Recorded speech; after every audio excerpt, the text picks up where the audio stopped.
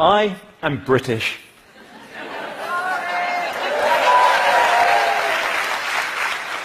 Never before has the phrase "I am British" elicited so much pity. I come from an island where many of us like to believe there's been a lot of continuity over the last 1,000 years. We tend to have historically imposed change on others, but done much less of it ourselves. So it came as an immense shock to me when I woke up on the morning of the 24th of June to discover that my country had voted to leave the European Union, my Prime Minister had resigned, and Scotland was considering a referendum that could bring to an end the very existence of the United Kingdom. So that was an immense shock for me, and it was an immense shock for many people. But it was also something that over the following several days created a complete political meltdown in my country.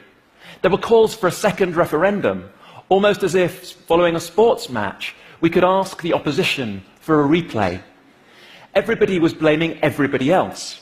People blamed the Prime Minister for calling the referendum in the first place. They blamed the leader of the opposition for not fighting it hard enough. The young accused the old. The educated blamed the less well-educated. That complete meltdown was made even worse by the most tragic element of it. Levels of xenophobia and racist abuse in the streets of Britain at a level that I have never seen before in my lifetime. People are now talking about whether my country is becoming a Little England, or as one of my colleagues put it, whether we're about to become a 1950s nostalgia theme park floating in the Atlantic Ocean. But my question is really, should we have the degree of shock that we've experienced since? Was it something that took place overnight? Or are there deeper structural factors that have led us to where we are today? So I want to take a step back and ask two very basic questions. First, what does Brexit represent, not just for my country, but for all of us around the world? And second, what can we do about it? How should we all respond? So first, what does Brexit represent? Hindsight is a wonderful thing. Brexit teaches us many things about our society and about societies around the world. It highlights in ways that we seem embarrassingly unaware of how divided our societies are. The vote split along lines of age, education, class, and geography. Young people didn't turn out to vote in great numbers, but those that did wanted to remain. Older people really wanted to leave the European Union. Geographically, it was London and Scotland that most strongly committed to being part of the European Union, while in other parts of the country there was very strong ambivalence. Those divisions are things we really need to recognise and take seriously. But more profoundly, the vote teaches us something about the nature of politics today. Contemporary politics is no longer just about right and left. It's no longer just about tax and spend. It's about globalization. The fault line of contemporary politics is between those that embrace globalization and those that fear globalization.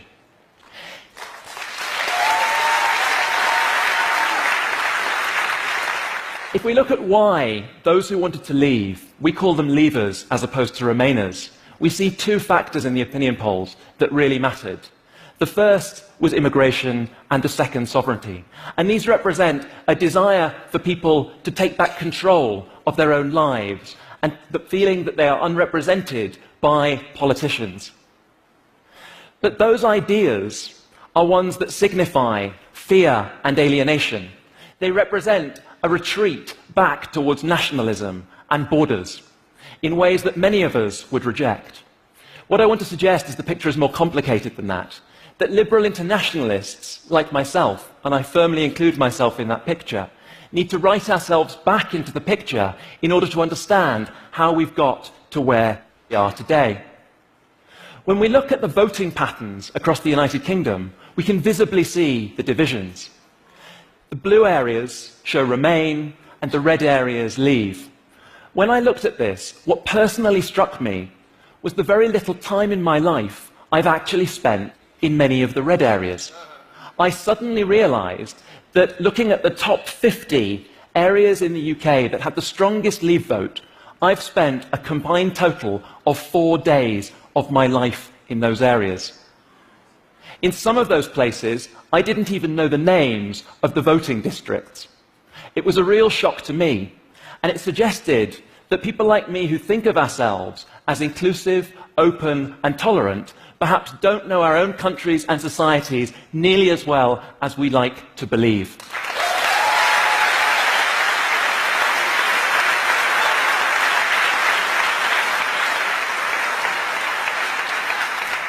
And the challenge that comes from that is we need to find a new way to narrate globalization to those people, to recognize that for those people who have not necessarily been to university, who haven't necessarily grown up with the internet, that don't get opportunities to travel, they may be unpersuaded by the narratives that we find persuasive in our often liberal bubbles.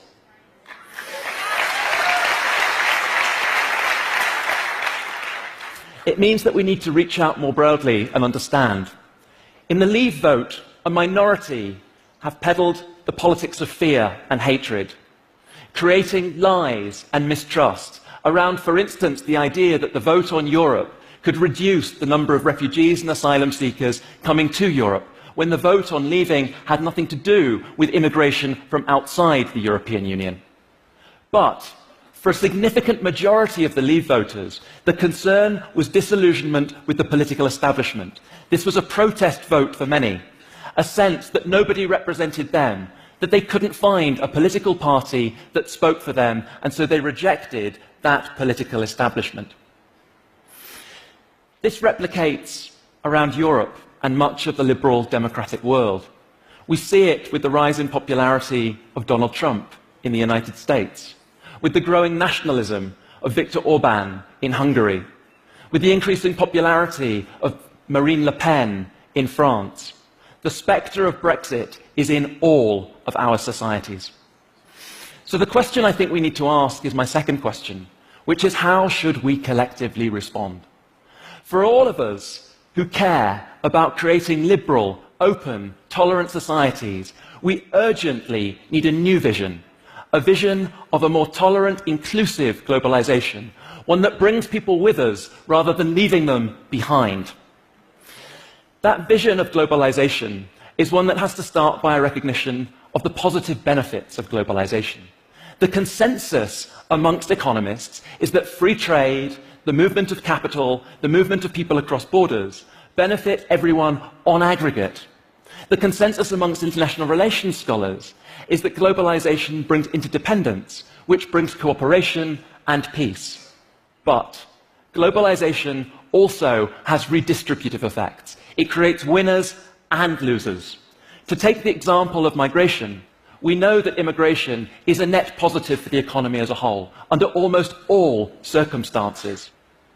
But we also have to be very aware that there are redistributive consequences.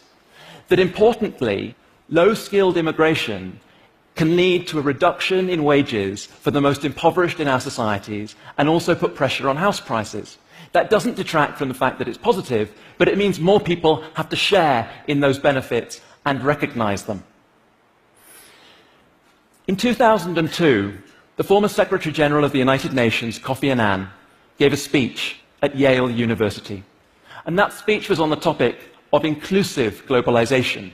That was the speech in which he coined that term. And he said, and I paraphrase, "The glass house of globalization has to be open to all if it is to remain secure. Bigotry and ignorance are the ugly face of exclusionary and antagonistic globalization." That idea of inclusive globalization was briefly revived in 2008 in a conference on progressive governance involving many of the leaders of European countries. But amid austerity and the financial crisis of 2008, the concept disappeared almost without trace. Globalization has been taken to support a neoliberal agenda.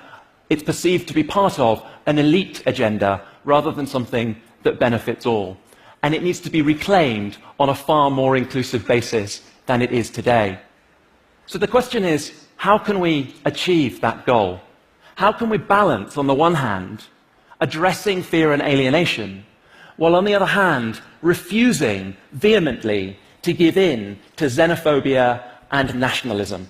That is the question for all of us. And I think as a social scientist that social science offers some places to start. Our transformation has to be about both ideas and about material change. And I want to give you 4 ideas as a starting point. The first relates to the idea of civic education. What stands out from Brexit is the gap between public perception and empirical reality. It's been suggested that we've moved to a post-factual society where evidence and truth no longer matter and lies have equal status to the clarity of evidence. So how can we rebuild respect for truth and evidence into our liberal democracies? It has to begin with education, but it has to start with a recognition that there are huge gaps.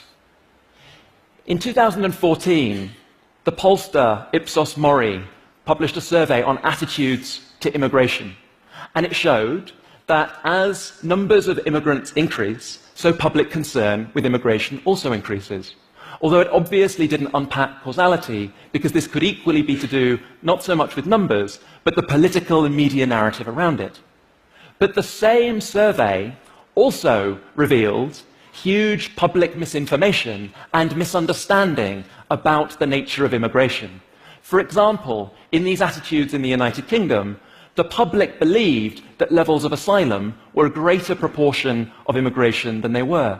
But they also believed the levels of educational migration were far lower as a proportion of overall migration than they actually are. So we have to address this misinformation, the gap between perception and reality on key aspects of globalization. And that can't just be something that's left to our schools, although that's important to begin at an early age. It has to be about lifelong civic participation and public engagement that we all encourage as societies. The second thing that I think is an opportunity is the idea to encourage more interaction across diverse communities. One of the things that stands out for me very strikingly, looking at immigration attitudes in the United Kingdom, is that ironically, the regions of my country that are the most tolerant of immigrants have the highest numbers of immigrants. So for instance, London and the South East have the highest numbers of immigrants, and they are also by far the most tolerant areas. It's those areas of the country that have the lowest levels of immigration that actually are the most exclusionary and intolerant towards migrants. So we need to encourage exchange programs. We need to ensure that older generations who maybe can't travel get access to the internet. We need to encourage, even on a local and national level, more movement, more participation, more interaction with people who we don't know and whose views we might not necessarily agree with. The third thing that I think is crucial, though, and this is really fundamental, is we have to ensure that everybody shares in the benefits of globalization. This illustration from the Financial Times post-Brexit is really striking. It shows tragically that those people who voted to leave the European Union were those who actually benefited the most materially from trade with the European Union. But the problem is that those people in those areas didn't perceive themselves to be beneficiaries. They didn't believe that they were actually getting access to material benefits of increased trade and increased mobility around the world. I work on questions predominantly to do with refugees. And one of the ideas I spend a lot of my time preaching, mainly to developing countries around the world, is that in order to encourage the integration of refugees, we can't just benefit the refugee populations, we also have to address the concerns of the host communities in local areas. But in looking at that, one of the policy prescriptions is that we have to provide disproportionately better education facilities, health facilities, access to social services in those regions of high immigration to address the concerns of those local populations. But while we encourage that around the developing world, we don't take those lessons home and incorporate them in our own societies. Furthermore, if we're going to really take seriously the need to ensure people share in the economic benefits, our businesses and corporations need a model of globalization that recognizes that they too have to take people with them.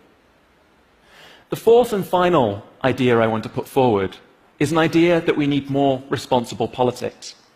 there's very little social science evidence that compares attitudes on globalization. But from the surveys that do exist, what we can see is there's huge variation across different countries and time periods in those countries for attitudes and tolerance of questions like migration and mobility on the one hand and free trade on the other. But one hypothesis that I think emerges from a cursory look at that data is the idea that polarized societies are far less tolerant of globalization. It's the societies like Sweden in the past, like Canada today, where there is a centrist politics, where right and left work together, that we encourage supportive attitudes towards globalization.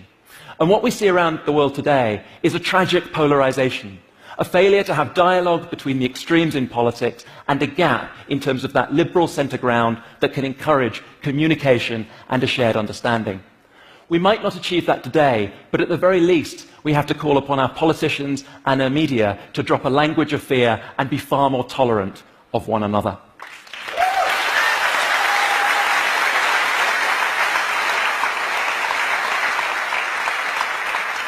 These ideas are very tentative, and that's in part because this needs to be an inclusive and shared project. I am still British. I am still European.